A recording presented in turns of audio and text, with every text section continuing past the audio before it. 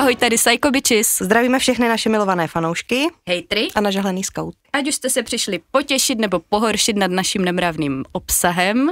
Dneska pro vás máme slušnou nálož. Ostudy. Osvěty. Osvěty taky, že jo?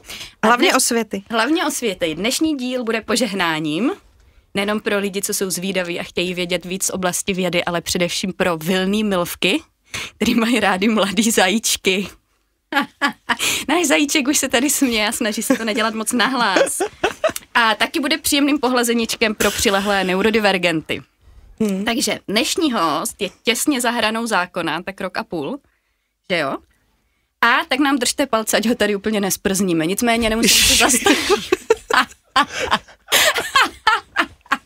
Já jsem říkala, že to bude... Tohle jednou vejde do dějin. Fakt, věř mě. Ale počkat, nemusíme se zas tak bát, protože on není žádný podcastový panic, jo? On už si to rozdal minimálně v 15 až 20 podcastech, takže jako ví co se tady chystá a navíc psal zprávu panu Martinu Veselovskému, aby zjistil, jestli je to tady v pořádku, nebo se má bát. A my vítáme koho, Evi? Tomáše Čermáka, nastupujícího idola českých geeků a nerdů. A taky Milfek. Ahoj Tomáši. Ahoj. Jak ti tady je? Tak zatím jako krásně. Děkuji za hezké představení, to jsem ještě takovýhle představení jsem ještě neměl. Hele, chceš se dopředstavit? Já si myslím, že takhle super. Možná Souhlasíš? Já si myslím, že by možná lidi měli vědět ještě pár dalších důležitých zajímavých detailů. Třeba jen tak mimochodem to, že si spolu se svojí kamarádkou, předpokládám, a kolegyní Anou Podmanickou vymyslel úplně úžasný a hustý hyblátko, čističku odpadních vod jménem Pura a za to si dostal strašně moc nejrůznějších ocenění, taky vlastně Nobelovky pro 12letý zajíčky, že jo? Já bych tomu řekl, že když mě Olenka včera napsala hyblátko, tak jsem se musel do Google podívat, co to vlastně je. Ale co to je? Ale nic jsem nenašel, ale od té doby si jako zaujalo mě to slovo. A co to mělo být? Já nevím, mně se to slovo líbilo, tak jsem to napsala. Jsi to vymyslela? Možná, nemyslela jsem si, že jsem si ho vymyslela, ale možná jo. Každopádně vedle toho, že jsi teda nadějný mladý vědec, tak otevřeně mluvíš o tom, že jsi taky nadějný autista. Nevím, jestli nadějný, ale autista určitě. Dobře, a tohle jsou témata, kterýma se dneska budeme zabývat, nás možná víc než celá ta tvoje vědecká aférka, která nejspíš se rozvine do nějakých velmi, my jsme tak s Evičkou si říkali, že možná za 10-15 let tobě ještě uslyšíme, že to bude hustý, ale nás zajímáš ty prostě jako Tomáš, kdo vlastně seš, kde ses tady vzal, jak prožíváš tenhle svět a všechny tyhle věci, takže my tě chceme poznat a na tohle poznání chceme přibrat naše zvědavé posluchače. Jo. Tak na to. Ještě možná na začátek, když tady nemáme audio, máme tady stopku. To znamená, když se tě budeme ptat na nějaké otázky, na které nebudeš chtít odpovídat, nebo půjdeme za nějakou hranu, tak stačí zvednout tu stopku a ukázat nám, že tudy ne. Jo, my to budeme respektovat. Fanatičtí fanoušci, kteří slyšeli i podcast s Martinem Veselovským, si na tuhle stopku dobře vzpomínají, může být opravdu využitá, my tě opravdu poslechneme. Dobře. Aha, a zazněla tady zatím nějaká nevhodná věc, která byla hodně na hraně, nebo můžeme ještě přitvrdit? Já si myslím, že pak policie se na to podívá. Dobře, hele, a nechtěli jsme tě samozřejmě ochudit o předehru, jo? Máme tady pro tebe předehru, je to taková jednoduchá hra, budeš odpovídat jednoslovně, vybereš si vždycky jednou ze 2 věcí, které ti nabídneme. No tak jo. Jo, můžeme na to, takže nás zajímá, jestli preferuješ hlazení po srsti nebo bičování. Bičování. OK. Sarkazmus nebo ironie? Ty jo, máš tu můj definice? Ne, Olinka vyma. Já nemám žádný ironie. Definice. Tak jo. Drtinovská nebo Psycho Bitches? Drtinová. Co tam máš jiný jméno? Ona se jmenuje Drtinová. No. Byla odpověď. To byla odpověď. Sakra. Ale počkej, máš na to ještě 40 minut. Dobře. To změnit. Změníme to. Od detailu k celku nebo od celku k detailu? Ty jo. Od detailu k celku. Od detailu k celku. Člověk. Jsi jí člověk, Evin člověk. Kniha nebo podcast? Ty jo, určitě kniha. Háčkování nebo bastlení prototypů? Ty jo, háčkování. Fakt? Jo, tak já teďka potřebuji hlavně ten relax mentální, že jo. OK. A na terapii se mnou nebo s Olinkou? Přemýšlím, ty jo. Ty vole, jestli já zase budu odkopnutá jak minulé. Ty ho manipuluješ. Aha, to je pravda. Ty asi s tebou, Evi. Děkuji. Já potřebuji takový vnitřní klid prostě. No dobře, já si to teďka tady emočně zpracuju a Evi, ty můžeš pokračovat v rozhovoru. To teďka budou otázky, tak na to asi nejsem připravený vůbec. Tak jo, hele, ne, tak já budu klidně pokračovat. Pokračuj. Emoční zpracování proběhlo rychle a efektivně. Správně. Tak, hele, já chci říct za prvý, že já jsem tě poprvé zaregistrovala skrz právě rozhovor v DVTV s paní Drtinovou. Říkám to správně, Přesně teďka tak. super. Já mám úplně úžasný talent bastlit jména, nebo jak Ty se dneska budeš kytat. Aha. A já jsem vlastně strašně vděčná za někoho, kdo se otevřeně hlásí k autismu, protože mám pocit, že v tom českém veřejném prostoru zatím chyběl člověk, který by nějakým způsobem tohle pojmenovával bez nějakého studu, nebo jo, že by to neschovával, že by to pro ně bylo úplně přirozená součást sebe sama. Že to bylo prvně takový můj první jako radost, že seš, že existuješ. Mně tohle strašně chybělo, vlastně, když jsem vyrůstal. Někdo, kdo by se otevřel, protože máme tady spousta odborníků, vlastně psychologi, speciální pedagogy, který mluví o tom, o autismu, mluví o tom výborně, ale nikdo moc, kdo by se k tomu tak nějak jako otevřeně hlásil. Hele, já jsem autista, tímhle jsem si prošel a třeba jsem tady teďka. Jo, že vlastně nějaký vzor nebo nějaký maják na cestě pro spoustu dalších mladých lidí. Něco takový, jako nejsem v tom sám. Jo, nejsem v tom sám, jo, super. A zároveň ty jako odpovídáš takovému archetypu toho Sheldona. Souhlasíš s tím? To nevím, tak já si jako, ne, já si to úplně nemyslím, ale jako pokračuji. Budu pokračovat, jo, bílý, vysoký, roztomilý, podezřele inteligentní, bastlí si doma nějaký extrémně užitečný nástroje, dostane se na hustou univerzitu, takový stereotypně čistokrevný autista z filmu. Hele, já nevím, já právě jsem se vždycky, to je takovej ten, jako asi v tom, co říkáš, máš pravdu, ale na druhou stranu já se vždycky snažím bořit takovej ten kult toho geniálního dítěte. Oni často v médiích se to vyskytuje, jo, takovej ten kult, on je prostě geniální, on nás všechny spasí. Proto právě mluvím o tom, čím jsem si prošel, jak špatný to bylo a že vlastně nejsem rozenej prostě vysokofunkční autista, on všechno zvládal a vlastně jsou to jenom výhody a je to jenom požehnání. A protože to mě prostě přijde špatně, přijde mi to neužitečný.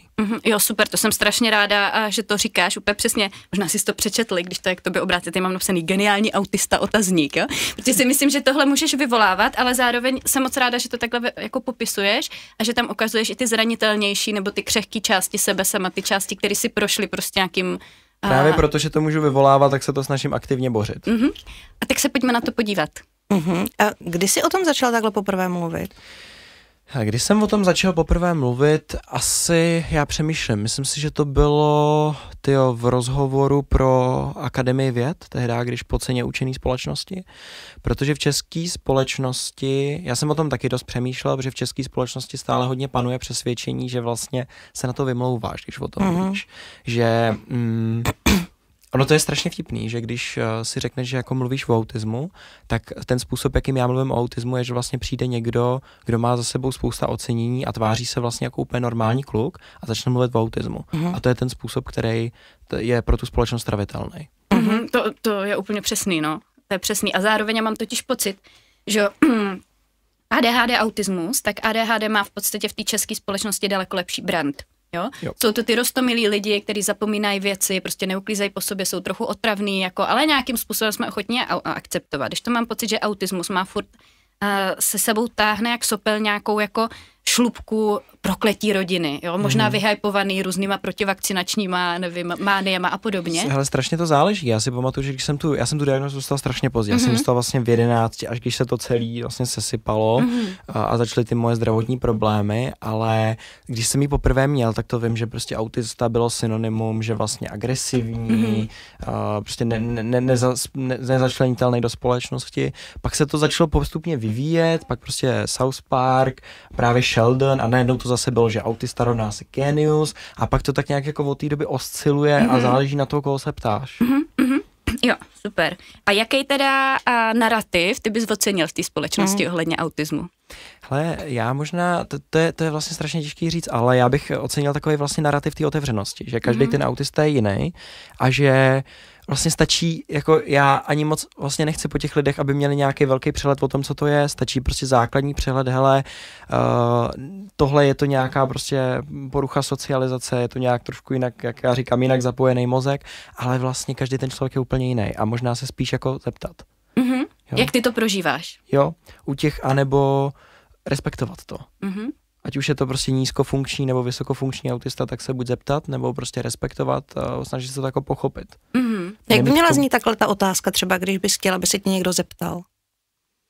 Záleží samozřejmě v jaký situaci, ale tak ty se mě třeba dneska zeptala, jestli je v pohodě, že jedem šalinou.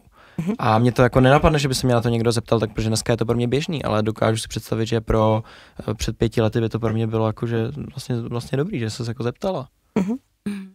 Jo, to je zajímavý. A mě teďka utekla myšlenka. Polož otázku. Máš autismus nebo jsi autista? Ty jo, jsem autista. Takže proč? Promiň. Hele, protože to považuji za nějakou součást tam sebe a vlastně vnímám, když se opravdu citlivě to snažím vnímat, že ten mozek, ať se prostě máš 1000 kompenzačních mechanismů, máš na všechno prostě různý metody, tak to jiný zapojení toho mozku stále jako pocítíš. Takže řekl bych, že jsem. Takže je to součást tvojí identity. Jo. Není to jen diagnoza, je to něco víc. Jo. A zároveň já na rovinu nepoužívám žádný, dneska už to ani nepoužívá, že jo, Aspergerův syndrom, nic takového. Mně strašně připadalo, že to dělí, dneska už tomu říká porucha autistického spektra, myslím, že to je dobře, protože to strašně dělí autisty na několik kategorií a já vlastně nechci to, jo, on je ten geniální autista, nebo ne, on je ten blbej autista. Já prostě na rovinu řeknu, že jsem autista a postavím se za to, protože mi to přijde důležitý. To mi přijde super a mimochodem edukační okénko, on ten Asperger nejspíš posílal ty chlapce autistické, o který se měl starat potom Hitlerovi na eutanazii. To je taky důvod, proč to samozřejmě, to je jeden z těch důvodů a druhá je právě, že tam je právě velmi špatná historie spojená s tím jménem, ale druhá je i tohleto dělení na ty a to je podle mě úplně zbytečný. No, já bych možná ocenila, kdyby se ti podařilo posluchačům vysvětlit, že ne každý si umí představit, co to jako obnáší, to jiný přemýšlení. Nebo kdybys to měl zkusit nějak zhrnout a vysvětlit člověku, který sice o tom asi někde četl v médiích, nebo se o tom dozvěděl třeba z nějakých podcastů, ale kdyby ty sám za sebe to zkusil jakoby přeložit, co to vlastně znamená autista někomu, kdo s tím nemá zkušenosti napřímo. To je strašně široká otázka, protože jako já můžu říct, jaký já jsem jako autista. Nebo mluvíš za sebe. Za sebe. Vlastně na začátku to taky bylo úplně jiný než dneska, ale je to, měl jsem třeba, když jsem byl vlastně mladší, tak jsem měl fakt jako problém navazovat vlastně vztahy s lidma. Pro mě bylo třeba nereálný mluvit jako pro skupiny víc než 2 lidi. A nebo se vlastně bavit se svýma vrstevníkama. Já jsem dokázal víceméně komunikovat s dospělýma lidma nějak. A bylo to vlastně už od dětství velmi specifické, a to samozřejmě já nemůžu říct, protože to si nepamatuju úplně, ale mám teďka takovou vtipnou historku vlastně i teďka, jak ten mozek je takový, jak funguje. Jo. Já jsem teďka vášnivě jako vyprávěl o tom, že já, jak jezdím metrem v Praze, tak si prostě všímám toho, co oni říkají při přestupních stanicích. A je to takový úplně, já to jako nevnímám, mě to nějak jako nezabírá mentální kapacitu a jenom prostě vím, že když má jako příští zastávka prostě přestup na linku B a jak se to mění podle toho, jako jestli je člověk v metru nebo jestli je na té stanici a to jsou třeba věci, které já vnímám. Úplně přirozeně. Jo. Takže to je jedna z částí a samozřejmě, jak říkám, není to statická diagnóza, zvlášť jako u vysokofunkčního autismu, to, že pro mě nebylo reálný mluvit před skupinou víc než 2 lidí, nebo se komukoliv vlastně dívat do očí. Jo. Sedíme s Evičkou, koukáme se do očí, ale to je dneska jako vlastně úplně v pohodě. Takže ta diagnóza není statická. A zvládl bys mi třeba říct, v čem to jako bylo nereálný, jako co tam byly ty bloky, který, že to nešlo fluentně? Hele, asi 2 pro ten autistický, nebo zase když řeknu autistický mozek, tak myslím můj mozek. S jinýma mozkama nemám ještě zkušenost. To máš mozek. Tak zarámujem to tak, že vlastně dneska v tom podcastu to bude o tobě, ale i když ty otázky budou položeny takhle. Jo, já jako nejsem mluvčí všech autistů v žádném případě. Hele, je to zaprvé stresující, tak nějak prostě je to pro tebe strašně stresující a hrozně nesrozumitelný. Takový, jako proč se ty lidi dívají jako sobě do očí, nebo proč si jako podávají ruku, co taky divný, že jo? Čemu to je dobrý? S tou rukou souhlasím. Čemu to je dobrý? A je to stresující, je to vlastně takový, je to hrozně znervózňující, no. A nevadí ti, já mám totiž někdy jako upřenej pohled, hodně intenzivní, dostávám občas feedback, že je to jako, že když je zírám. Rozčiluje tě to? Hele, dneska ne. Už ne. Ale dřív by tě to možná rozčilovalo. Hele, nevím, určitě dřív by mě jako rozčilovalo se dívat do očí. Já si pamatuju, že já jsem třeba s nimi pracoval tak, že jsme v terapii prostě pracovali s tímhle tak jako rameno, představuji si na ramenu papouška, že jo. A to bylo úplně to, vím, že když mi bylo prostě 13 třeba, tak jsme tohleto jako praktikovali a dneska vlastně je to pro mě trénuješ, nejdřív to je, že jo, jako nepřirozený, nejdřív to jako stresující, pak nějaký jako kompenzační papoušek, že jo. A pak se to pomalu jako člověk se do toho trošku jak nutí, tak se řekne dobře, tak zkusíme a pak se to stane vlastně jako přirozený. A pro mě se to stalo přirozený. Jo, že jsi to tak nějak integroval sám do sebe. Pro mě já se hrozně na to chci usadit, že ti nenechám ti prostor, ale mě to hrozně zajímá. Já mám taky milion otázek, ale povídej. Ne, jak to stane ještě u těch očí. V čem je to stresující? Jako stresuje tě, že máš pocit, že musíš vyhovět tomu druhému a dívat se do očí, nebo je to stresující, protože tě tam něco rozptyluje? Hele, takhle, já nevím, jestli jsem ti schopný úplně dobře odpovědět, protože už je to dávno, víš. Já už jako nejsem si schopný úplně tak jako vcítit do toho já před 5 lety třeba, ale to nevím, jestli ti jako je schopný autista popsat, jako v čem je to pro něj stresující. To je taková strašně jako těžká otázka podle mě. Je to prostě intuitivně hrozně nepřirozený a je to takový, jo, asi ti nedokážu na tohle odpovědět. Dobře. A je to zajímavý, protože zároveň řada autistických advokátů jako kdyby považuje to, že ten požadavek té majoritní společnosti, aby se díval lidem do očí vlastně jako zbytečnou šikanu, protože proč by se měl lidem dívat do očí, proč by jako tě někdo měl k tomu nutit? Hele, tohle je vlastně strašně jako velká otázka, co se týče i všech vlastně ústavů, organizací pracujících pro autismus. Jo. Pro mě třeba byl opravdu, protože jsem člověk, který je strašně jako ambiciozní, tak pro mě tam byl velký tlak na to se vlastně jako začlenit, protože jsem říkal, já potřebuju prostě tohleto. A až možná přílišnej, dneska na to často narážím v terapii, že vlastně já jsem si tam prostě vybudoval nějaký takový až jako přílišný tlaky sám na sebe, ale na druhou stranu můj cíl bylo začlenit se, ale já v žádném případě neříkám, že to je ta správná varianta. A jak máš pravdu, často se diskutuje, jestli to vlastně, jako jestli vlastně mají ty lidi zůstávat v tom svém přirozenu, anebo jestli se mají posouvat té jako majoritní společnosti. A mně vlastně přijde jako zajímavá ta odpověď, ať si to každý určí sám, tak jak potřebuje, jak chce, jo? Že by to asi nemělo být nějaký požadavek, jako musíš se umět dívat lidem do očí, ale jestli chceš, že to pro tebe důležitý, tak tady jsou metody, jak se to můžeš naučit, máme prostě tady tohle k dispozici, ale nevím, jestli je to ta odpověď, která ti dává smysl. Mně to hele smysl dává, samozřejmě tam prostě je 1000 problematických faktorů, jeden z těch, že prostě autismus se diagnostikuje v dětství a to si často nejseš úplně schopný říct, co vlastně chceš a potřebuješ. Ale dá se s tím prostě pracovat a já rozhodně nechci vlastně říkat nějak jako tohle je správně nebo tohle je správně, protože jako vlastně sám nevím a myslím, že obojí vlastně závisí jako jak komu to vyhovuje. Jo, super. To je zajímavý s tím koukáním do očí, jo? No, mě to hrozně fascinuje, protože já vím, že mám třeba ten pohled někdy dost intenzivní, ale jsem v pohodě s tím, že mě to někdo neopětuje.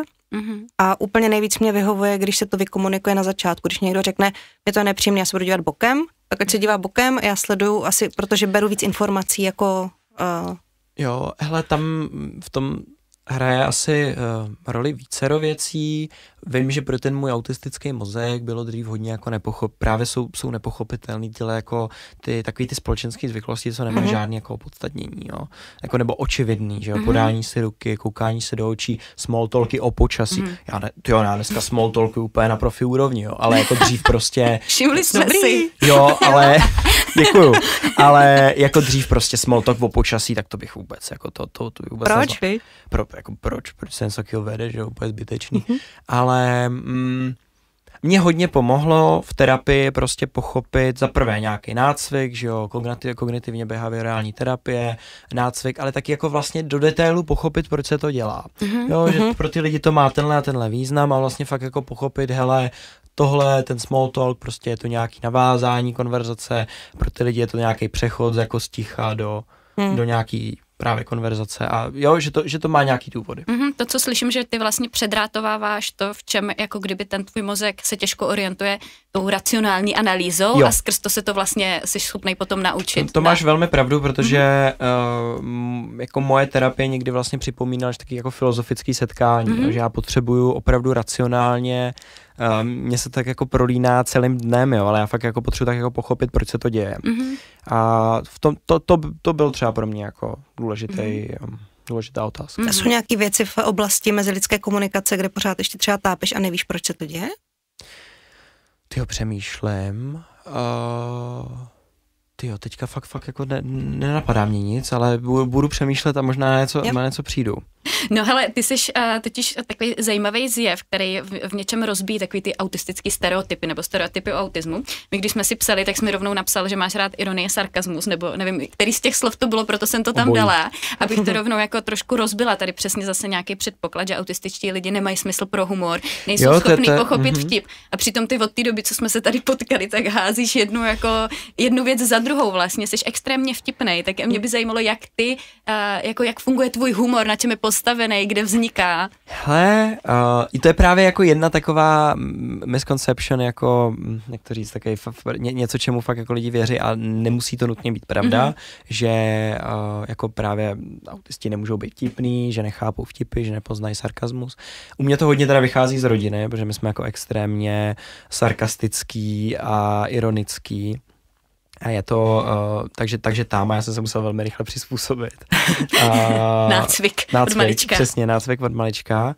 Ale právě funguje na téhletý bázi, prostě ironie, sarkazmus a těch jako různých takových poznámek, až třeba rýpavejch, jako, tak to je takový moje, no. Jo, a Evička se nechytla hned ze začátku. Ne, já jsem to vzala hned vážně.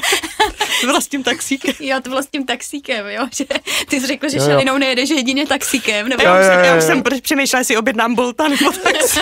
Jo, ne. A právě Olenka říká, že taky prostě nejezdí šlenou, tak jsem říkal, tyjo, tak je bohatý podcast Psychobičis.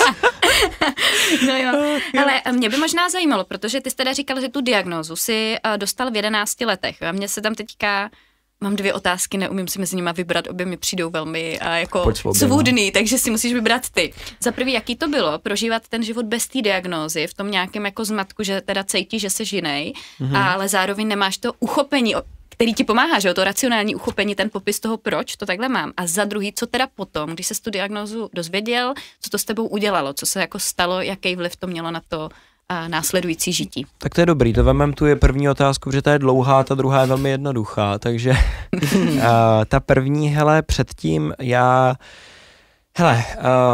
říkám to často, autismus v podstatě se dá shrnout tak, že vlastně ten tvůj mozek nerozumí světu a svět nerozumí tvýmu mozku. A takhle to prostě pro mě bylo, já jsem opravdu žil dlouhý roky s nediagnostikovanýma depresema, protože prostě ti nikdo nerozumí, ty seš permanentně v prostředí, který ti není příjemný, prostě pro mě to bylo 5 let na základní škole, kdy já jsem fakt jako trpěl psychosomatickýma obtížema, jsem byl permanentně nemocnej, měl jsem záněty dutin, jako z nějakých neznámých důvodů, prostě furt mě bolelo břicho, že jo, co se dělo, nikdo vlastně netušil a nikdo to nepoznal, ani jako, vlastně já jsem tehdy dokonce docházel ke školnímu psychologovi, ten to taky nepoznal, že to všechno bylo jako psychosomatický. A já jsem v tu dobu měl fakt jako těžký deprese, fakt jako sebevražedný myšlenky. Bylo to hodně špatný a vlastně skončilo to tím, že já jsem opravdu utíkal z základky na Gimple. A já jsem tehdy vlastně dělal přijímačky a bylo to pro mě velký očekávání, jsem doufal, že vlastně uteču z tohodle.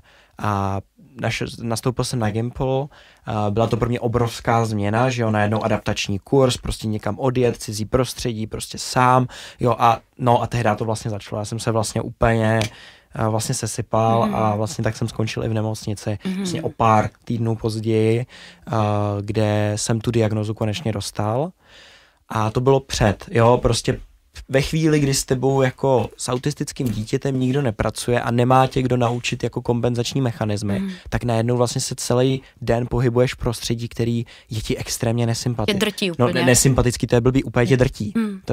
To je lepší. Úplně tě drtí, hluk v jídelně, prostě spousta lidí, pachy prostě ve školní šatně. Evin parfém. Evin parfém před vysíláním, ne, to už jsme vyvětrali. Ale vlastně, který tě fakt drtí. A potom, co jsem tu diagnózu jako dostal, tak zaprvé, hele, jako ono to fakt, já jsem tu diagnózu dostal vážně, když už se to celý úplně sralo, jo. A nebylo to jako, to není pro tebe nějaký jako překvapující, jo, že najednou wow, ježišmarja, já jsem autista, tak si dozvídám tolik nových věcí o sobě. Ne, je to nějaký pojmenování, ale který je strašně jako užitečný pro nějakou další práci s tím a pro mě vlastně i pro moje rodinu a pro moje blízky tohle to bylo asi to nejvíc, že dostali to jako pojmenování, něco, co prostě jako máma jako věděla asi jako tak nějak od školky, tak najednou to mohla nějak jako pojmenovat. Jak se říká, slova jsou klíče občas. Jo, že najednou už to není prostě, on je divnej, dej si ho někam pryč, jo, tak nemá prostě, to je takový nějaký divný dítě.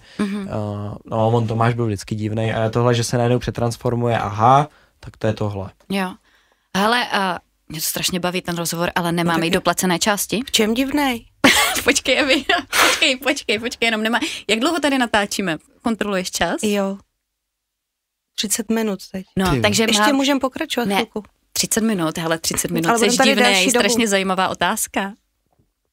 Dobře, tak ji dáme ještě zadara. V čem jsi divnej? V čem jsem divnej? Nebo byl jsi? Poslední otázka zadarmo. A zrovna taková, no ne, tak jako já jsem prostě od malička byl jako prostě jiný, no, nebo jiný divnej, jo, tak jsem jako ve školce, prostě jsem tam jako se socializoval výlučně s učitelkama, jo, ale tam to vlastně celý začalo a pak jsem se prostě v dětství vlastně bavil víceméně jenom s dospělýma lidma. A jako já si přijdu divnej do dneška, jako se na mě podívej. No, a je to jako, že tě ty děti obtěžovaly tím hlukem a tím chaotičnem? Nebo taky jsem si s nima neměl co říct a prostě celkově tak nějak jsem jako vlastně chodil domů a byl jsem takovej, že přesně jako tím chaosem, tím hlukem a tím, že jsem jim jako nerozuměl, co vlastně jako to. A chtěl jsi dělat něco svýho. Přesně. Jo, já bych si chtěla představit toho malého Tomáše, jo, tak já si představuju, že to je chlapeček, který je moje hypotéza, kterou mi klidně upřesnil, který je hodně zvědavý, chce se ptát na věci, zároveň se lehko nechá zahltit těma zvukama, pachama, smyslovejma věmama zvenčí, přijde do toho chaotického prostředí školky, tam se děje strašně moc věcí, které mu najdou nějak jako si nima probrat, přebrat, rozklíčovat a je tam ta paní učitelka, na kterou se pověsí a se kterou si chce povídat o těch zajímavých věcech. Přesně, jo, jako nějaký řád, prostě vyplňovat nějaký tabulky, jo, a dávat tomu nějaký ten. Hele, třeba důvod, to je taky zajímavý. Já chodím hodně jako barevně oblečený dneska, prostě fakt jako extrémně, mi to dělá dobře, jako zároveň to mám trošku takovou, jako že mi to dělá radost, ale já jsem si vždycky, když jsem byl ještě mladší, tak jsem si říkal, tyjo, já jsem celý život byl divnej a na mě se lidi dívali, že jsem divnej. A přestože dneska mám takový, že vlastně dneska by to nikoho nenapadlo, tak já jsem to vždycky měl takový, tak aspoň se mají na co dívat, ne? To jsem teda měla dost stejně. Na střední potom, že když už jsem divná, tak se tak aspoň ještě obleču, ať je to pořádně vidět. Takový ten pocit, jako že to ještě, že člověk pak má pocit, že to má pod kontrolou, tu svoji divnost trochu, jako nebo u mě to tak bylo, že když ještě přidáš, ještě jí dáš to razítko skrz to oblečení, tak to pak máš pod kontrolou. A to je moje zkušenost, ne tvoje, jo? Jo, jakože to můžeš tak trošku jako vlastně externalizovat. No. Hele, tak tam je teda ten malej Tomáš, který moc neví, co se děje, jeho máma má nějaký tušení, ale zároveň nedostává... Ale moje máma vždycky s tímhletím fakt jako ona se snažila pro mě vždycky najít jako nějakým způsobem vlastně s tím pracovat, jako intuitivně. Ona jako nevěděla, co se prostě děje, jo? Takže vlastně to bylo takovej pokus omyl a to bylo vlastně potom, co jsem dostal tu diagnózu, protože prostě to je jako vždycky pokus omyl, ale snažila se nějak jako rozvíjet ty moje zájmy a věděla, co mi nedělá dobře, že prostě moje máma dneška vypráví, jak jsme nechodili na hřiště, protože mi to nedělalo dobře. Prostě hluk, spousta písku, bordelu a jako hluční děti, takže že to jsme se zásadně vyhýbali. A no. A co ti dělalo dobře, co si ti líbilo? Já si říkám, že se tady dneska prostě neměl jako místo mě sedět třeba máma, ale hele, když já jsem třeba strašně času pak ještě jako na gymnáziu fakt trávil nad třeba medicínskýma knihama. Já jsem si fakt zařídil, jako ve 14 jsem dostal výjimku do vědecké knihovny a já jsem fakt chodil a měl jsem ty svoje jako knihy a já jsem si fakt načítal prostě tu medicínskou literaturu vysokoškolskou a to mě strašně jako dělalo dobře. Hele, mě by možná zajímalo, protože z toho, jak ty vyprávíš o tom dětství, tak vlastně ty děti pro tebe byly matoucí, ten zhluk těch dětí, nevyhledával si kontakt s nima. Mě by zajímalo, jak ses teda postupně socializoval s lidma. Slyším, že skrz dospělí, který byly nějaké jako pevnější, méně chaotičtější body v tom prostoru, ale jakým způsobem, protože zase jedna z těch takových, jak to říct, věcí, co valí tím veřejným prostorem, že jako autisti nestojí o další lidi. Jo? Tak aby jsme to trošku jako rozbili, jakým způsobem si pak vytvářel kontakty, vztahy, jo? Jak to začalo, jak se to rozvíjelo s dalšíma lidma a co doteď je pro tebe jako důležitý tady v té vztahovosti, nebo co je to, co tě na tom přitahuje, láká, co tě tam tímhle směrem vede. Tak, jako já začnu tím, že mě dneska vlastně lidi hrozně baví. Jo? Jako, sice prostě do jisté míry je to pro mě... Já některé ty situace prožívám jinak. Já třeba prostě, když jdu přednášet prostě před ty obrovský sály, tak já některé situace prožívám jinak. Já jako budu úplně v pohodě, ale vevnitř to prostě ve mně trošku jinak pracuje. Já jsem schopný úplně jako extrovertit, nahodit tu jako extrovertní ten komunikační model, ale stejně to ve mně trošku nějak jako pracuje, prostě mě to nějak se vyčerpává, musím za sebou nějak jako pracovat. Ale hele, já jsem vlastně po tom, co jsem jako skončil v nemocnici a tak jsem vlastně jsem začal studovat z domu sám. A to teďka mě úplně vypadla myšlenka. Byl jsi v nemocnici, pak jsi studoval z domu sám a já jsem se... Ne, ta socializace, bavili jsme se o tom, o té vztahovosti. Takže já jsem, hodně dlouho prostě studoval fakt sám z domu, v podstatě jsem se fakt jako mohl porovnávat jen sám se sebou a tak nějak jsem jako postupně jako docházel v terapii k tomu, že ostatní lidi jsou taky důležitý, protože mě můj terapeut rád připomíná, že před 6 lety prostě, no tak práce v týmech to nikdy, že jo, prostě to ostatní lidi to vůbec není podstatný, ale dneska mám teda úplně opačný názor samozřejmě, ale pro mě pak třeba velký přelom byl středoškolák roku, protože to byl takový první kolektiv, kde já jsem se jako začlenil, jako mýho věku, kde vlastně byli podobně divno lidi, jako podobně laděný lidi a tam jsem se poprvé tak jako začal fakt jako intenzivně socializovat a pak už to šlo tak jako exponenciálně, že já jsem fakt jako potřeboval se naučit, jak v tom jako pracovat, co vlastně, jak s těma lidma mluvit, jo, a jako všechno tohleto, protože prostě jako autista máš jinou startovní čáru, co se týče emoční inteligence. To neznamená, že tam zůstaneš navždy, ale znamená to, že máš úplně jinou startovní čáru. Jo, a já si zase to představuju tak, že ta emoční inteligence, že se neodečítá přes nějaký automat, přes toho autopilota, že se jako naciťuješ, ale že si to jako racionálně o tom popřemýšlíš, zauvažuješ a na základě toho to nějak vytáhneš si nějaký šuplík, ty máš takovou jako, jsi taková umělá inteligence, že jo, tak už jsi viděl prostě 100 lidí, kteří jsou smutný, tak už víš, jak vypadá člověk, když je smutný, takže máš šuplík smutní lidé. A podle toho taky přizpůsobuješ, tak už jsem zkoušel tohle nefungovalo, takže takhle řeknu tohleto a to vlastně funguje a když se tvářím takhle, jo, a tak je to vlastně takový strojový učení, je to jako se učí ChatGPT, tak vlastně jsem se učil jako můj mozek, no. No a jak reaguješ na člověka, když proti tobě sedí a tváří se neutrálně a ty to vlastně nedokáže rozklíčovat? Jo, jako někdy vlastně je to pro mě těžký, protože já pak mám tendenci to samozřejmě overthinkovat, že když jako hodně se dostanu do něčeho, kdy fakt ten člověk jako úplně nečitelný, tak já jak potřebuju mít, a to mám jako hodně v práci, že já prostě potřebuju mít všechny ty jako možnosti zanalyzovaný, jo? Že prostě já jsem spokojený v tehdy, kdy jakoby vím, že prostě všechny možnosti, které mají 90% pravděpodobnost, tak už jsem si tak nějak jako projel v hlavě a tohle je pro mě strašně takový jako nečitelný a pak mám tendenci různě analyzovat jako detaily, právě jít jako hodně do těch detailů, jo. Snažíš se tomu prostě přijít na kloub. Jo, přesně. Tohle je tvoje jako odchylka taky, že potřebuješ přijít věcem na kloub. Jo, hrozně. A dokud se to nepodaří, tak nemáš trochu klid. Jo, já jsem prostě šel teďka, jsem se vracel z Londýna, šel jsem od letadla a teďka před letadlem byla nějaký prostě tam jak se dějí piloti, že jo, dole napojená nějaká krabice. Já jsem byl jako, co to je? Prostě jsem se jako ptal, co to je a teďka prostě nevím prostě. Jsem dostal odpověď a já jsem se musel prostě najít a jo, prosím pěkně, je to externí zdroj elektřiny. Hele, a umíš mít nějaký věci v paži, když tě takhle jako něco probudí tvoji zvídavost, víš, a teďka si úplně řekneš, ty co to je? Jako dokážeš to pustit, nebo to fakt musíš vždycky vyřešit? Hele, dneska už to umím i pustit, protože třeba mám jako fakt přetížený mozek a řeknu si dobrý, ale hodně to tam jako mám a hodně si to držím, protože mě to hodně jako energizuje, mě to hodně naplňuje. Jo, že najdu přesně nějaký to jako proč. Jo, že pak jako odpovím si na to a je to takový ten wow efekt. Jo. Aha, on je to externí zdroj elektřiny, no jasně, dobrý. To je boží, hele, teďka už fakt ta placená část. Jo. Ne? Takže jestli vás to baví tak jako nás, tak si myslím, že je záhodný čas nám přispět nějakým kapesným do mlejna, aby jsme dál mohli natáčet náš podcast Psychobičis, takže pokud chcete poslouchat dál Tomáše a vydat se s náma na výlet společně s ním do hloubek jeho mysli, tak přijďte na Spotify For Endors. nebo Hero za 120 kačenek, prosím vás, jo?